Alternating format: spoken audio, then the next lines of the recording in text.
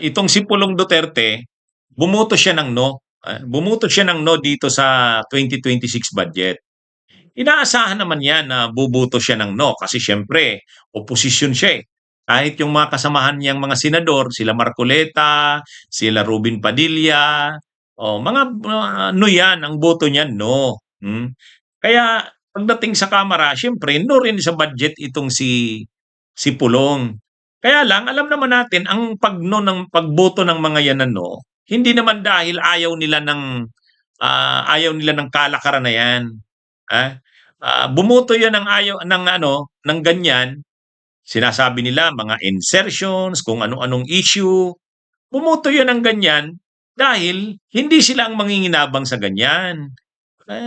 Pero nung panahon ni Duterte, ng kanilang ama, nung panahon na sila naman ang nasa administrasyon, ay um, ano yan, pabor sa kanila yan. Kahit yung mga confidential funds na yan, unprogrammed appropriations, yung mga insertions na yan, sila nga, ang dami nilang insertions eh. Oh. Kasi ito yung pagkakasabi ni Pulong Duterte, how can we restore the people's trust if we repeat the same circus that was done in the last 2025 budget? Wow. Sumulat pa si Pulong Duterte, no? In relation to today's session, this representation would like to manifest as no vote on the transmitted bicameral conference committee report for House Bill number 4058 or the General Appropriations Bill for fiscal year 2026. Wow. Nirehistro talaga ni Pulong ang boto niya, no? Ang sabi niya, paano daw maibabalik ang tiwala ng taong bayan kung uulitin lang yung circus ng ginawa sa 2025 budget. Tinutukoy niya mga insertions. Kaya lang yun na nga, si Pulong hindi naman kontra sa insertions. Ang track record nila Pulong, ngayon lang naman yung kumontra sa mga ganyan, mga insertions. Kasi hindi sila manginginabang. Pero nung panahon, sila ang nanginabang sa mga insertions, yan, pabor na pabor kila Pulong yan. Kaya masasabi nating ipokrito tong si Pulong at saka ang mga Duterte. Kala mo kung makapagsalita ngayon, talagang para sila sa makabayan na budget, para sila sa totoong budget na para sa bayan. Hindi. Ngayon lang naman sila nagbabanggit ng mga ganyan na. Dapat daw ang budget totoo, transparent. Wala daw dapat mga insertions. Wala daw dapat yung mga unprogrammed funds na yan. Sus naman. Ay bakit noon?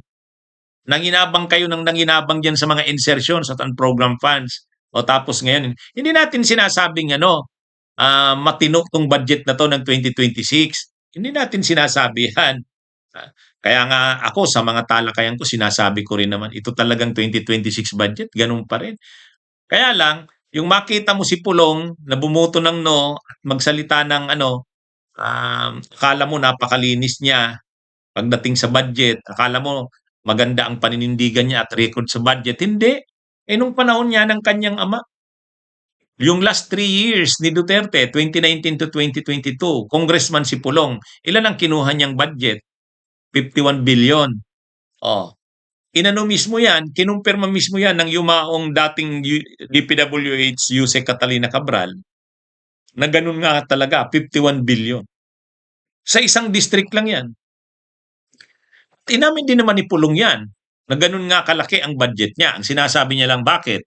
Mayroon bang anomalya doon? Wala naman. Kahit tingnan nyo yung pondo na yan, nagawa talaga yan, hindi yan ghost projects. Yun ang tinitindigan niya. Sabi niya, walang ghost projects doon. Pero, yung makatanggap ka ng 51 billion na para sa 3 taon at sa isang distrito lang, sa distrito mo lang, ay, yan pa lang, alam na nating yan, napaborang ka kasi presidente yung ama mo.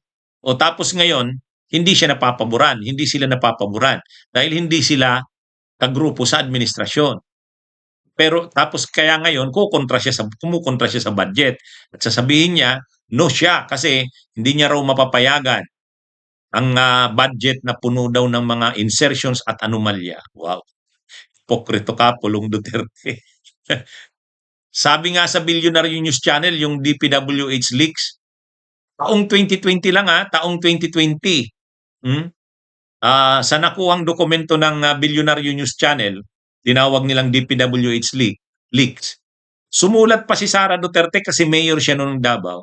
2020 yun eh. Sumulat siya sa DBM para mag-submit ng wish list yung kanyang mga gustong project sa Davao City. 16 items na road project sa Davao City worth 1 billion.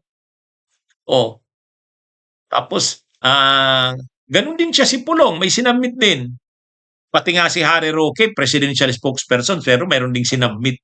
Ang tawag doon, insertions ng sa NEP pa lang yun NEP. Kasi ang DBM noon, syempre, hawak din ng kanyang ama, ni Digong. Ibig sabihin, nung panahon nila na sila yung nasa gobyerno, nasa administrasyon, ang dami nilang insertions. Swapang sila sa insertions. Tapos ngayon, yun ang kukontrahan ni Pulong, insertions. Tama naman talaga, dapat labanan ng insertions. Pero kayo, mga Duterte, kontra kayo sa kaya sabi ni Pulong, no daw siya sa Ganon din itong sila Marcoleta sa Senado. Ganon din itong sila Robin Padilla. Kala mo biglang naging mga makabayan pagdating sa budget ngayon. Bumuto ng no. Tayo, rin tayo, sa mga talakayan ko, sinasabi ko, marami ring hindi maganda sa budget sa 2026, naulit din talaga. Marami ring mga naulit na mali. Pero tayo noon pa, kontra tayo sa mga ganyan. Hindi tulad nitong nila Marcoleta, nito nila Robin Padilla, nila Bongo, nila Bato de la Rosa. Kahit yung si Amy Marcos, kahit pa si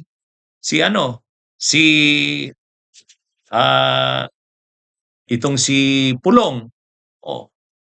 Ano yan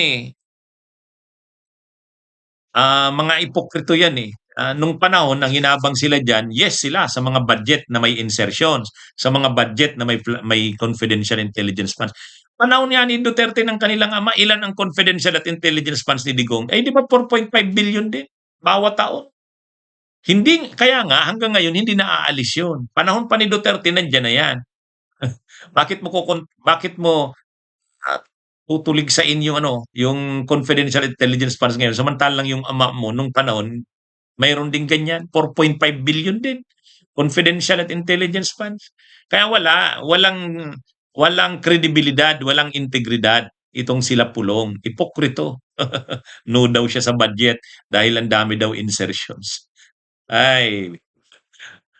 Bunyog, halikan na kasama ka. Bunyog, kapag buklod ay may pag-asa. Luzon, Visayas, Mindanao, isa ang pananaw. Sa bagong Pilipinas ang bunyog isisigaw. Bunyog.